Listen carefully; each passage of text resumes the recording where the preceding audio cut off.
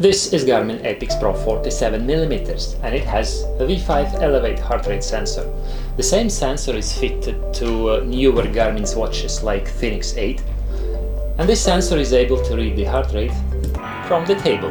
You can see it has been doing this successfully for at least the last 4 hours, and so obviously we also have the stress.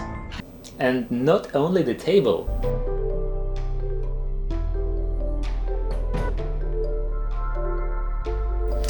However, this was not the reason why I switched over to Coros. This watch here is a Coros Space Pro, and fundamentally it has significantly less issues connecting to multiple devices and recording that all data to one feed file, so you can come back at a later date and check what you did. The sensors are core body temperature for monitoring the body temperature, street foot pot if weather outside is terrible and you attempt the indoor track to hit the precise pace you need for your training. Wow. Live blood glucose monitoring to manage your metabolism. And obviously the heart rate sensor. So now let's have a closer look to what they did. And so you don't get that precision natively with Garmin. So the biggest problem to me with Garmin was that it's not natively supporting the street foot pot, nor does it support the core body temperature sensor. And in order to connect everything correctly to the watch, you need to go to Connect IQ app and download the street data fields, and you also need to download the street workout app if you wish to use the street on a treadmill.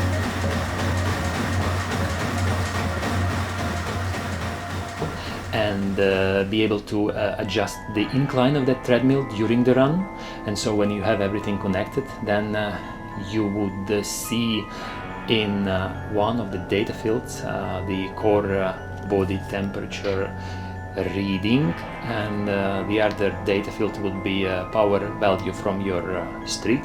You would also be able to have everything in one screen of up to 5 values from your street, such as current pace or average pace, lap pace, average power or current power, or any other values which street is supporting. And so the problem with this is that you don't really know whether the sensors are connected before the run until you go to sensors and accessories and you check it there. For example, foot pot is not connected now, and sometimes, well, quite often you would need to go into that sensors and accessories and manually connect the foot pot. Now it's connected. You would also need to connect RD pot.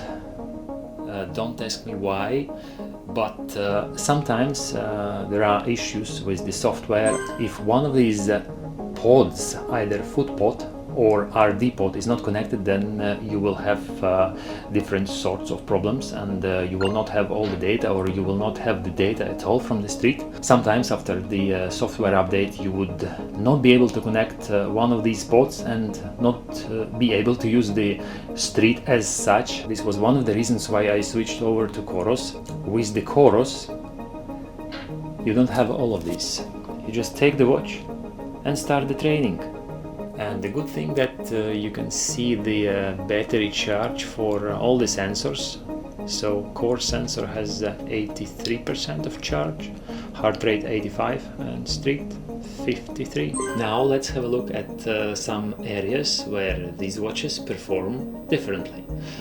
Resting heart rate and HRV monitoring. So I was wearing both watches for the 7 nights, and the average Garmin resting heart rate was 44 beats per minute, and it was 50 from the Coros. Garmin looks to be on a slightly positive note, as it's calculating the resting heart rate based on the lowest 30 minutes average in any 24-hour period.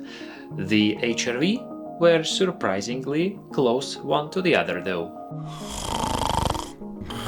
So there was a difference how these watches recorded the sleep. The biggest difference was in the REM sleep, 1 hour 56 minutes on Coros vs 18 minutes on Garmin.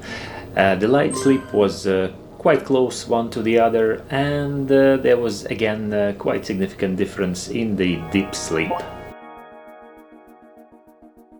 Here you can see the example of the other night, where the length of the light sleep was nearly identical in between of these watches, with the most difference being in the REM and the deep sleep.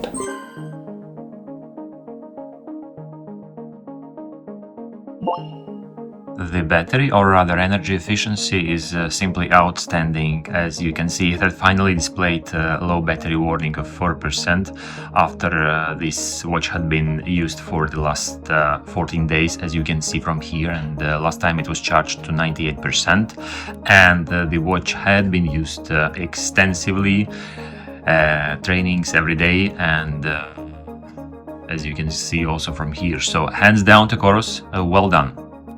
I will have to leave the fact that the watch is able to read the heart rate from various devices, but see yourself. That's a direct comparison in between the Garmin and the Coros.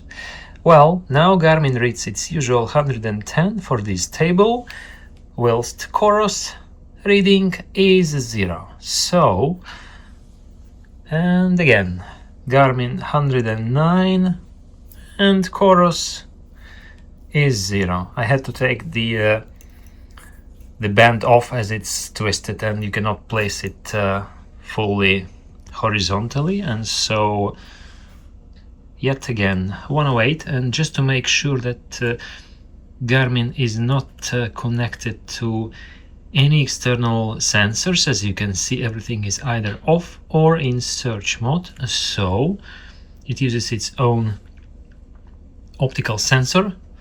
108 and nothing.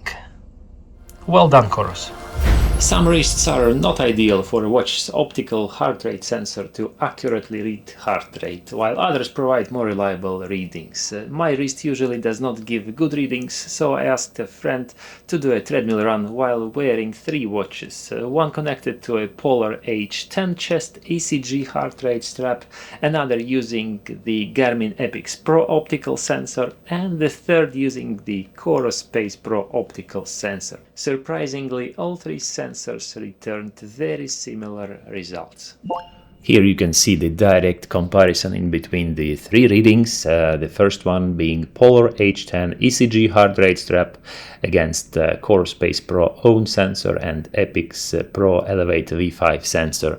So you can see from here that they were identical up to approximately minute 16.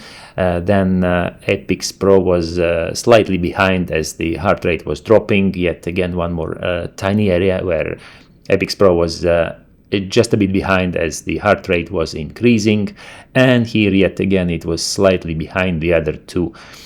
So amazing job done by Coros. Its own heart rate optical sensor performs just amazingly well.